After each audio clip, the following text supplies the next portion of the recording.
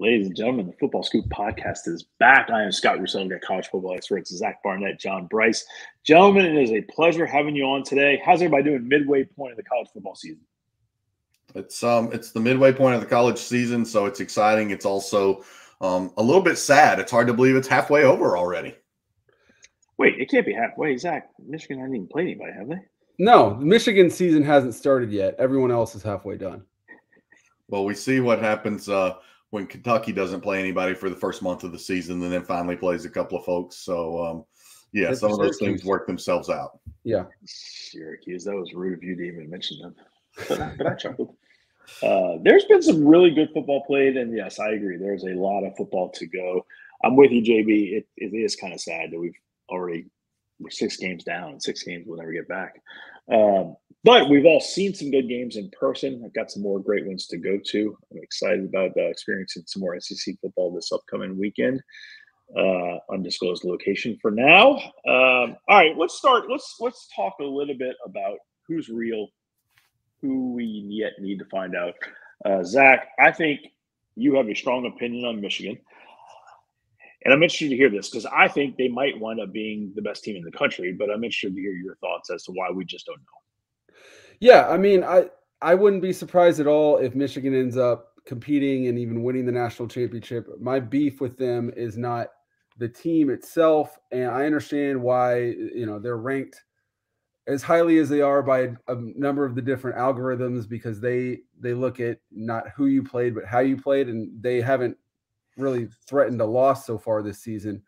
My issue is we're halfway through the season, and you can't. At this point, you've got to reward teams for going out and beating real opponents. And so if you're doing that, then you have to punish teams that haven't played anybody. And so I'm less on the eye test at this point in the season and more on who have you beaten and what have you actually accomplished on the field.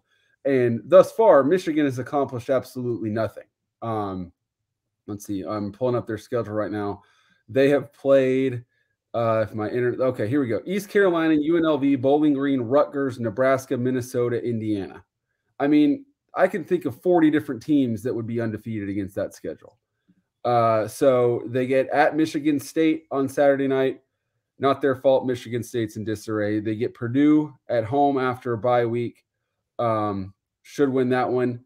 And I think you could still say 40 teams would be 9-0 against their schedule. Now, I mean, they got to go to Penn State, go to Maryland. That will not be easy. They close with Ohio State at home, and then the Big Ten championship. So in the end, if they're the number 2 team in the country, they'll be the number 2 team in the country. I just can't, as a human ranker, a human voter, justify them any higher than 10 at this point in the season. I thoroughly enjoyed an interview I saw recently. Jim Harbaugh said J.J. McCarthy very well could wind up the best quarterback that ever played in Michigan. And he rattled off, he's as good as Brady in this and as good as Denard in this and as Greasy in this. Never mentioned Harbaugh, which I found interesting.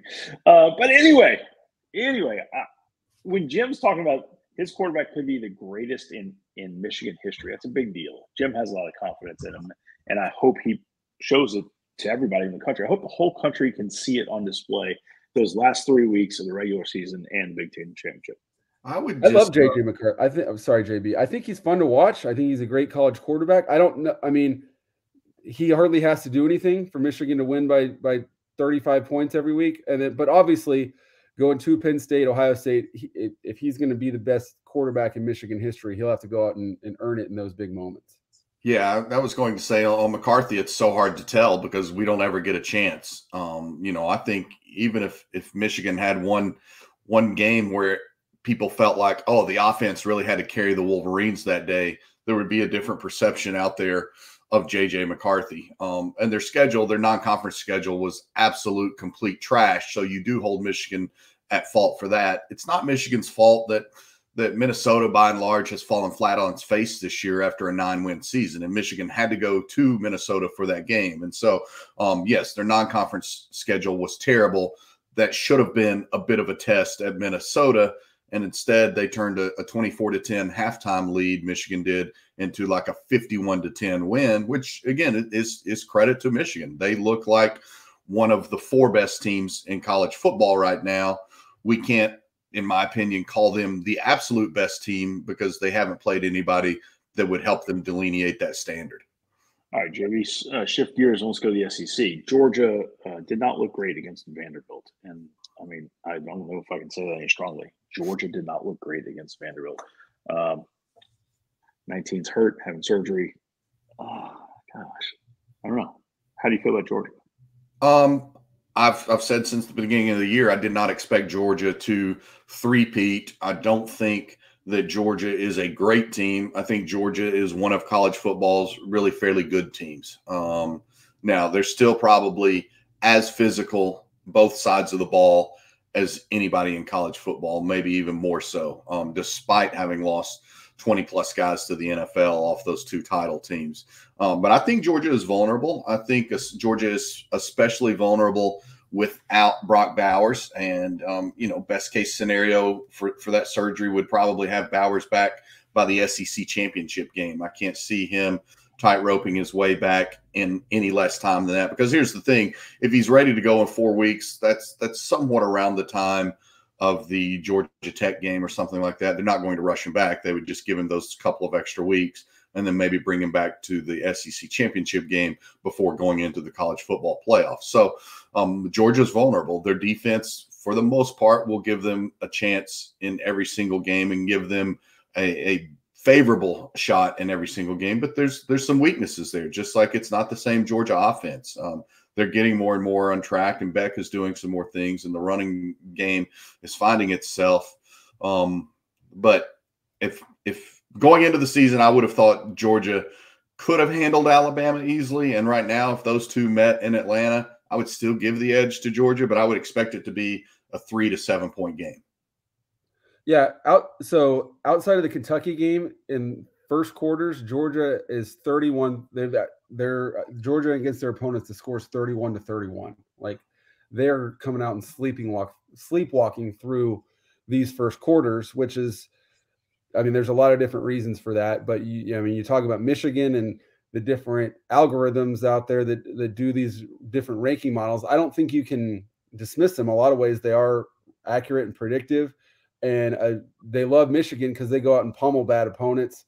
Oklahoma's gone out and risen highly because they pummel bad opponents. Georgia's not doing that. They're not doing what teams that go on to win the national championship do against inferior opponents. And at some point, it's going to get back to them. And this was the first week. Obviously, it's very hard to win 3 straight titles. No one's done it in the modern era of college football. But this is the first week that I've definitively thought, okay, Georgia's not winning the national championship this year.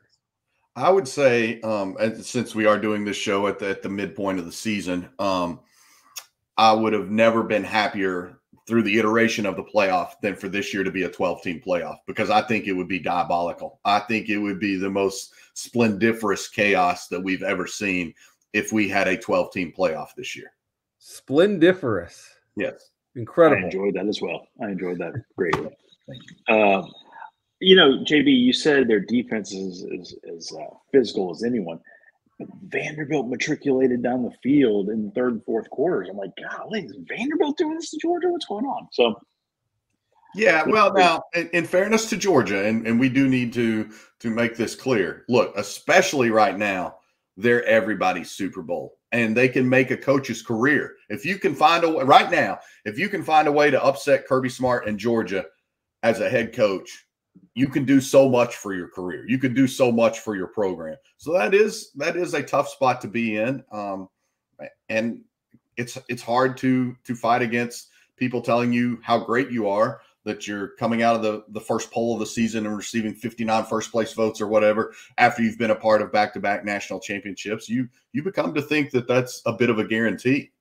So Georgia is off this week. Then they get Florida and Jacksonville. Then you get 3 straight ranked opponents as of now: Missouri, Ole Miss, both at home, and then at Tennessee. And I think they drop one of those 4 games. That would be interesting.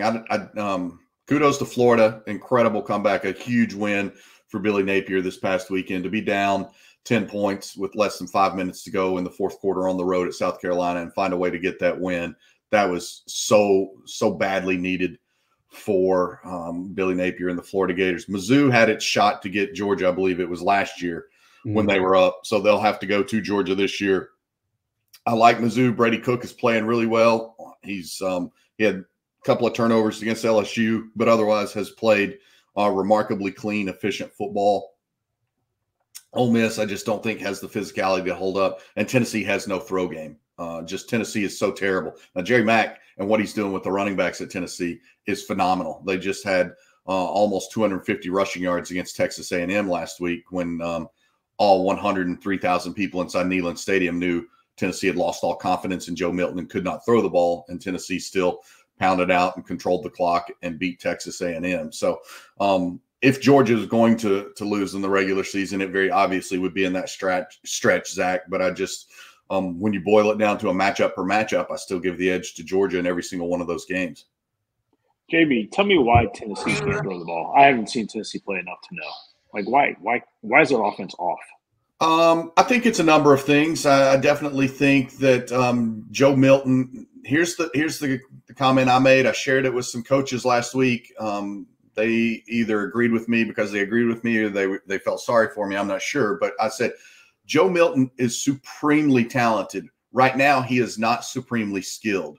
So he can throw a football 75 yards and it looks majestic, but you cannot rely on him to throw the 15-yard pass over and over again that moves the sticks on 3rd and 13. And you cannot rely on him to make the necessary decisions right now at the critical moments that Tennessee absolutely needs him to make. And he had a really poor 4th down decision early in the game against Texas A&M inside the orange zone, and it cost him. I mean, he was indecisive. They rolled him out to the short side of the field. He had a couple of different options. He also could have pulled it up sooner and ran. Instead, he got all the way to the sideline and floated the ball that was intercepted out of bounds, and it was a turnover on down. So, and look, they're not as good at wide receiver, and then losing Brew McCoy was a big blow. So you got Cedric Tillman and Jalen Hyatt playing in the NFL right now, and Jalen Hyatt just made an incredible catch for the Giants on Monday Night Football that nearly helped them get a win, or Sunday night, I can't remember, Sunday Night Football. And then Brew McCoy was the stud they needed on the perimeter, the transfer from USC, and he broke his leg in a really, really nasty, gnarly way. And so they're just not as good at wide receiver. They're not as dynamic, and Milton certainly is not as accurate. I enjoyed you just casually using the orange zone reference. I mean, you're a professional, JB. Well, Thank you. All right, so we got Ohio State, Penn State coming up. You know, one of them's going to survive. You got to survive in advance, and then you got Michigan ahead. Is there any reason to even talk about that game, or we just let it play out, and then that's the one we got to focus on? I mean, the issue with Penn State is I don't have the numbers in front of me, but they've been really poor at producing explosive plays offensively. And you're not going to be able to just string together a bunch of 12-play, 75-yard drives to beat Ohio State on the road. You might be able to do it once, but you're not going to be able to do it 3-4 times. So you've got to be able to hit explosive plays to do that. And my confidence in their ability to do that on the road right now is 0. So I can tell you right now I'm going to be taking Ohio State. Ooh, it's interesting. I think that it's very interesting to see what can be done here with Ohio State because of its run game. I think a huge factor is whether or not Emeka Egbuka plays. He did not play this past weekend in Ohio State's win at Purdue. This Ohio State offense is still very much finding its footing. It's still very much slogging through some things. And if Egbuka can't play, then I think that that's huge for Penn State. I also think that Penn State is really good at left tackle. One of the 2 best left tackles in all of college football, a guy who should be a top 10 pick. Drew Aller has been remarkably good at not turning the ball over. And I think that Ohio State is a little bit more vulnerable. So, yeah, I think there's so much going into this game that I think we have to talk about. I think it's one of the key games of the season in college football. I put it up there alongside Alabama, Texas. I put it up there alongside Notre Dame, Ohio State. I put it up there alongside Washington and Oregon. This is a game of immense magnitude.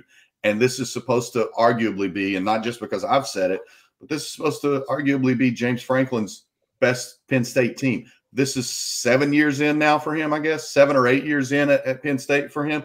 This is an absolute juncture point for James Franklin in Penn State football. I had this earlier this week. I can't remember if it was in my They Said What or if it was something else, but Franklin against Michigan and Ohio State is a combined 4-14 at Penn State. This is a moment. This is a huge moment. And having seen that Ohio State team in person, having seen how much they're struggling on the offensive line,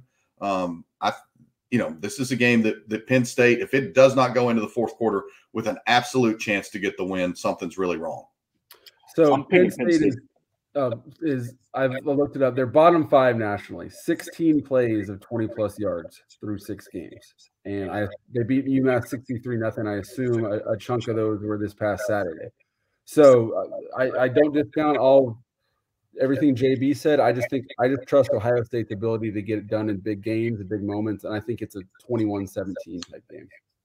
Yeah, I definitely think it's low scoring in one possession, but it's I think so much rides on this game for Penn State because look, Ohio State already has that win at Notre Dame. So Penn State, to your point about Michigan's schedule, also does not have a great number of tests on its slate already. So this is huge. Now, they destroyed Iowa. I know you're sponsored Iowa. Come on. Penn State in this game. So I think the hurdle James Franklin's had is great quarterback play. I think his quarterback is being very efficient this year, and I'm going to Nittany Lions in this one. Okay. All right, gents, tell me about Oregon, Washington. I think both teams are legit. Games prove that. Is there still a path? I mean, obviously Washington's path is to the national championship. Is Oregon still in the conversation somehow, some way? Oregon's absolutely in it. It is very similar to the Texas-Oklahoma game where you come away thinking those are 2 legit top 10 teams and you play that game 10 times and it could go 5-5 either way. Obviously, the talking point from that game was Dan Lanning's 4th down. And the fact of the matter is if they go 1 for 3 on 4th down, they probably win the game. They went 0 for 3 and they lost. You go 1 for 3, I think you win. You're 3 for 3 and you probably win going away. So I support him, and I'm on Team Dan Lanning and going for him 4th down, especially that last one. You have a chance to win the game with one play, gain 3 yards, and you win the game. I think you'll take that 100% of the time. I don't think the play call in that situation was great, but I agree with the process that led them to those decisions.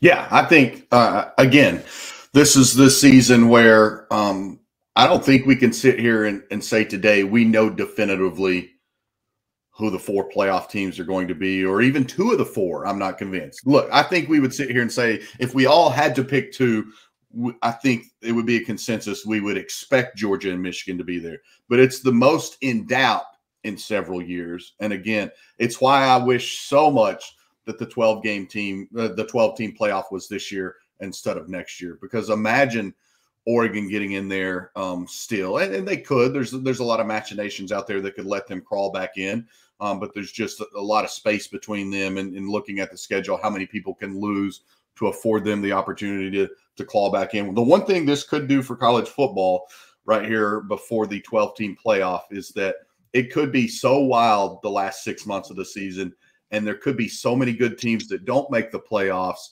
that the New Year's 6 bowl games could have a reemergence this year. I really believe that, because let's say Oregon doesn't get in, or let's say Texas or Oklahoma, either one gets left out of the college football playoff, but is going to a Sugar Bowl or a Rose Bowl or what have you. Like, there's a potential for the New Year's 6 games to be as meaningful as they've been in a really long time, to be as tradition rich with loaded teams as they've been in a really long time. All right. So I agree with you. We don't know who the teams are that are going to make the playoffs, but it seems logical that the Big Ten East is going to have a team in, because they're not going to lose the Big Ten West champ. Like, whoever makes it out of the East, right, is going to beat Iowa or whomever else is left, because that's just not very good. The Big Ten East is like 8-0 in the Big Ten championship game with an average score of like 40 to 15. Yeah. Right. Let's just make the assumption that an SEC team makes it in. So how about we got ACC, you got Florida State, North Carolina are undefeated. I mean, I feel pretty good. One of those teams gets out. I don't know. I mean, I feel like it's Florida State, but I'm not saying this is a shoe-in, but I feel like there's a real good shot of an ACC participant this year. Yeah. You got Oklahoma out there. You got Washington out there.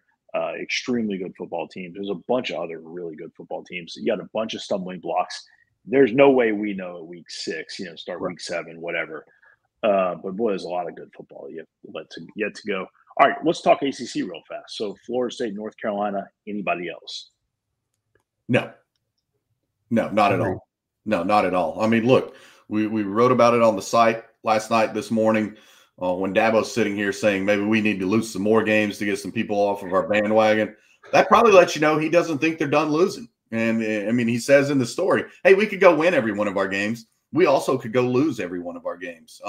Wake Forest, the drop-off is stunning to me. Obviously, they lost Sam Hartman and some key wide receivers and some other people, but they're bad. They're just really bad. They were lucky to beat Old Dominion. They've had some other really poor performances. Syracuse is once again a straw man, off to a fast start and just no substance there.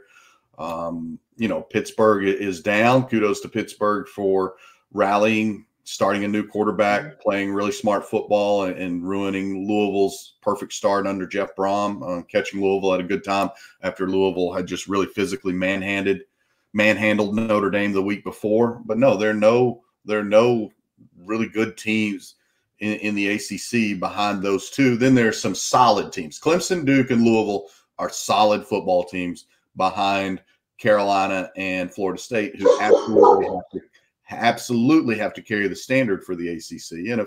And if the ACC champ somehow ends up with 2 losses, forget about it. They'll be back in the Orange Bowl or wherever. There will not be an ACC playoff participant. Captain Obvious here. It's really, really hard to go undefeated, and I think Florida State and North Carolina are both going to drop a game at some point. Yeah, I mean, yes. I mean, that's the history. I totally agree with you. North Carolina's got a hard road, in my opinion. They've got Georgia Tech, they've got Duke, they've got Clemson, they've got NC State. Florida State is an easier path, in my opinion. Florida State is Duke, Wake, Pitt, Miami, Florida at the end. I don't know. To me, that's an easier shot. Florida State's playing better, too, in my opinion. Yeah. So we'll see. We'll see. All right, talking about Oklahoma and the Big 12. I mean, is Texas even still in it? Oh, Texas is absolutely still in it. I mean, if they win out, they're in it, and they could be in the conversation for a top 2 seed. Obviously, a long way to go to get there. The rest of the Big 12 is so average that it's really hard to not see a Texas OU rematch in the Big 12 championship game. The question is, does Texas arrive with playoff hopes still alive? Because they've got their 6 games, they're 80% or better to win each of the individual 6 games, but it's hard to win. It's hard to go 6-0 even if you're 80% or better every single time. Oklahoma's got to go at Kansas. That's going to be their toughest game. They got to go at BYU. TCU comes to town. They could lose any one of those games, but by virtue of winning in Dallas, they could drop one and then win in Arlington and be fine. Texas, you got to go 7-0 at this point to make the playoff. But I think Texas could drop 1, maybe even 2 more and still make it to Dallas, because it's hard to see anyone going 6-3 or better from the rest. But I hear what you're saying. But if Texas lost 1 or 2 more, this is what Texas has, and this is soft. Houston, BYU, K-State. K-State will get up, I guess. TCU, Iowa State, Texas Tech. I mean, those are going to be those are all going to be jihad games. Obviously, starting at Houston. I mean, Dana has said, he's heard from multiple fans that if you could go 1-11, beat Texas, then you're fine. And so, obviously, that's not. People say that it's not true. But they're going to get everyone's absolute best shot moving forward. At Iowa State's a tough place to play. They're playing better. At TCU is going to be tough. It's any one of those games. I'm going to pick them to win. They're going to be double-digit favorites in all of them. But mathematically, I think it's 50% chance or greater they drop one game at some point. 50% or greater. That's unbelievable. You would expect a team capable of going on the road and physically dominating Alabama and handling that contest, and really a team that should have beaten Oklahoma and just had too many turnovers and harebrained mistakes. You would expect a team of that ilk would possess the maturity and the wherewithal to handle this middling stretch of backpack games, especially when what's on the horizon out there. Now, the flip side of that is Oklahoma continues to take care of business. If Oklahoma beats Texas a second time and wins the Big 12 championship undefeated, I think Oklahoma is your number one seed in the college football playoff. Yeah, I mean they've done the Michigan route of pummeling bad opponents, and then they also have a marquee win. And for Texas, the issue is the red zone. They've scored 11 touchdowns in 24 trips. So you go on the road in conference play, and you turn 7 into 3 enough times, it's going to get you. Yeah, and again, though, for Oklahoma, like the turnaround from last year to this year is remarkable. And also on the schedule, look, it's not Oklahoma's fault that Luke Fickell went to Wisconsin. Cincinnati has taken a major step back. They had to play that game on the road. Again, I don't blame the teams as much when they have conference opponents that should be quality that are suddenly below quality. They're certainly not prime. They're not even choice. Whatever's below choice, whatever's below USDA choice. I don't buy that meat, but that's what I'm talking about. All right, so I'm going to run one more undefeated by you, and then we're going to go through some one wins, and then we're going to get out of here. The other undefeated is James Madison, and it's that such weird trash thing. They can't get there, but y'all, they got Marshall Thursday night, big game. I think it's at Marshall, and then they like ODU, Georgia State. Georgia State's playing extremely well. UConn's down, App's down, Coastal's down. That's it.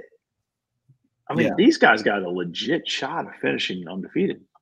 It would be an incredible story. It would be amazing. Well, look, they should have been in a bowl game last year. Now, can they go to a bowl game this year? I'm not sure. I know last year they were a bowl team. There were lesser teams that went to bowl games because they were in their transition year. They were not allowed to go. I don't know if this year they could go to the postseason, but as much as bowl games need life, James Madison better get a bowl game this year.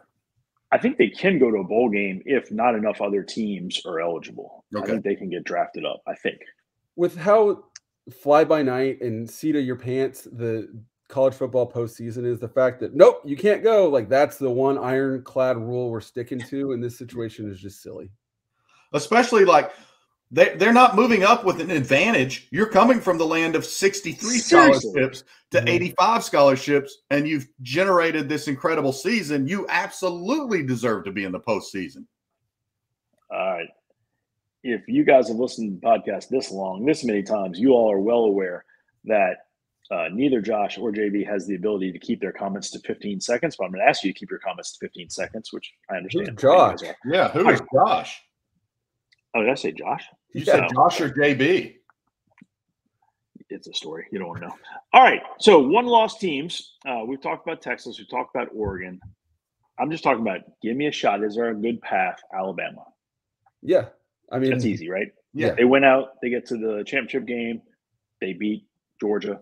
Yeah. Whomever. Yeah. They're in. Oregon State has one loss.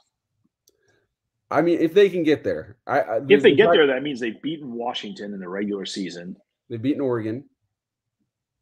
Yes. And they've beaten probably either Washington or Oregon again in the Pac-12 championship. Yeah. Yep. That's legit. They're good. Ole Miss, I agree with you, JB. You mentioned it earlier. They just don't have the horses. They can't stay there. They're better. They're better. We talked about this preseason. They're better than what I expected them to be at this point, but I still think they got a couple of losses hanging out there. Utah? Not going to get there. Just not enough offense. Really nice team, not enough offense. Do they have enough to wreck somebody like Washington at the end? They're a very sound enough team. They absolutely, especially if they get that game in Rice-Eccles, a key game in Rice-Eccles, they're absolutely good enough to wreck somebody. Or USC Saturday night. Yes. Duke is still 5-1. Riley Leonard, I'm not sure his status for this week. I know the dude's superhuman and he's working his tail off to get back. Duke got enough to upset some things in the ACC. I mean, they're a good enough team to I think beat anybody. I would not be surprised to see Duke in that North Carolina game have a real shot to spoil some things for North Carolina. And they would love that. Tennessee, we talked about. How's Tennessee season play out from here, JB? Any thoughts? Quick thoughts? They've still got to go on the road to Kentucky. They've still got to go, I believe, to Missouri, and then they obviously host Georgia. So Alabama. And Alabama this week. So Tennessee's not done losing. In fact, I expect Tennessee to lose this week, and especially this is not the same Alabama run defense. But if all you can do is run, Alabama will fix that in a hurry. JB led us into the season telling us Missouri was going to be a really good football team this year, and they have been. They had LSU at home, and LSU just had too much offense that day. But what can Missouri do from here out? They've only got one loss this time. They've got a lot of opportunities left on the calendar. I was trying to study their schedule the other day. They're 5-1. I don't think it's out of the realm of possibility that they could be a 9-win team, which would be a tremendous leap forward for Eli Drinkwitz, especially with how well they've coached up Brady Cook. Again, I'm going to keep saying that. They went into the season not even sure that Brady Cook was going to be their starting quarterback. The young kid out of Georgia that they got, a former 4-star, was the backup. But Cook's playing really well. Luther Burden is really good. They're doing some nice things. I absolutely think they can be a 9-win team. So they're 6-1. They've got South Carolina here. Then they got Georgia, Tennessee, Florida, Arkansas. So, yeah, I mean, nine's a good season. Yeah, I 10 think would be 9's a fair phenomenal. number. Yeah. All right, Louisville only has that one loss. It was kind of ugly, but thoughts on Louisville? They're not done losing either. I just don't trust them off. They're not where they're going to be offensively in 2 years. They're not. They're fast. They're athletic. But Plummer is who Plummer is, and there's a reason he's on literally his third different Power 5 team in 3 years. Tulane is 6-1. 5-1. Excuse me. Tulane's 5-1. They get North Texas. They're going to beat them. They go to Rice. They should win that game. They go to East Carolina. They should win that game. They get Tulsa at home. Should win that game. They got to go to FAU and close it out with UTSA. Tulane's going to have a very nice season once again. It's a race between them and Air Force right now for the group of 5. Skipped Air Force. I apologize. Yeah. Let's come back to Air Force in 1 second. The last 6-1 I want to talk about is Iowa. It's a fascinating team, to be honest. It's fascinating if you like paint dry. No, I don't. But they're 6-1. I mean, they got Wisconsin. They got harassed by Penn State, and who knows what's going to happen the rest of the way. Their schedule's not that bad, to be honest. But imagine if they just had a USDA choice offense. Like they wouldn't even have to be prime. Imagine if they just had a choice offense. How much more we would be talking about them. How much more they could be doing, because their defense is unbelievably elite. It would be fun to do some sort of experiment to where you gave Kirk Ferentz just for a week, like Josh Heupel or Lincoln Riley as his OC, with the personnel to do it and just monitor his heart rate. Like if they score 21 in the first quarter, does he suddenly get nervous because he's in uncharted territory? He's like, we shouldn't have scored yet. This isn't working. We're going to punt on third down. This feels weird. He does that sometimes already. All right, let's go back to Air Force for a second. These guys are flat out legit. The Wyoming game was fantastic. They found a way. They got it done. Air Force, that schedule is never short, but they still got Navy, Colorado State, Army. They got to go to Hawaii, which is always a weird one. Then they got UNLV, Boise State. UNLV is playing really well. Barry Odom's brought a different mentality there. Yeah. But geez, if Air Force runs through that, that's an incredible season. Yeah.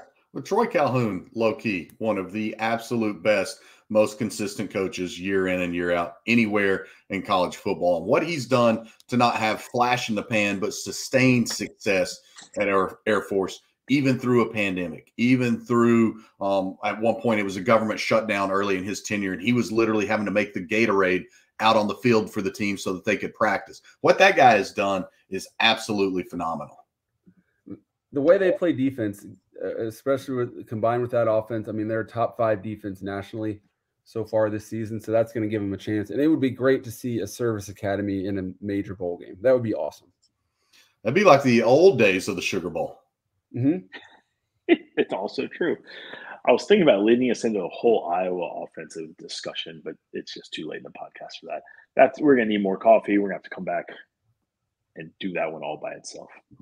Let's do it. The whole state of Iowa will either hate us or love us, and it'll be a beautiful thing.